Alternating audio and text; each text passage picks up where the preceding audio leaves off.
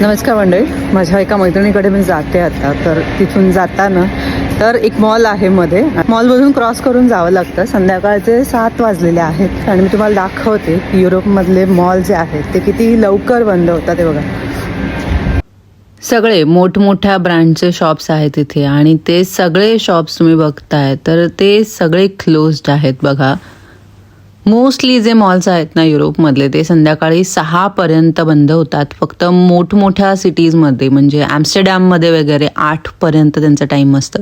Otherwise 6ला बंद होतात. आता हे मी आहे हुफडॉर्फमध्ये आणि तिथे सुद्धा हा मॉल आहे खूप मोठा, तो बंद आहे. बघा, या मॉलचं इथे टायमिंग दिलेलं आहे बघा, 10 ते 6, 12 ते 6 आणि फक्त फ्रायडेला 9 वाजेपर्यंत रात्री सगळे शॉप्स चालू असतात.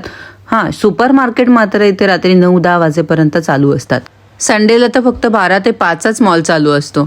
KFC, पिझ्झा हट सारखे आउटलेट सोडले ना तर या मॉलमध्ये बाकी काहीच चालू नाही आहे. हे बघा, फक्त खाण्याचे शॉप्स चालू आहेत. म्हणजे मॉलमध्ये काम करणाऱ्या लोकांच्या आयुष्यात सुद्धा किती वर्क लाईफ बॅलन्स आहे ते बघा. मागच्या वेळेस मी जेव्हा भारतातून काम करत होते आणि मी 8 नंतर शॉपिंगला गेले होते ऑफिस टाईम झाल्यानंतर, तर माझ्या कलिगला खूप आश्चर्य वाटलं होतं. कारण जनरली इथे लोक 10 ते 12 तास काम करतच नाहीत, फक्त 8 तास ड्युटी करतात. आपले मॉल जरी जास्त काळासाठी चालू असतील तरी लोक शिफ्ट्समध्ये काम करतात. कोणीही इथे 8 तासांच्या वर शक्यतो काम करत नाहीच.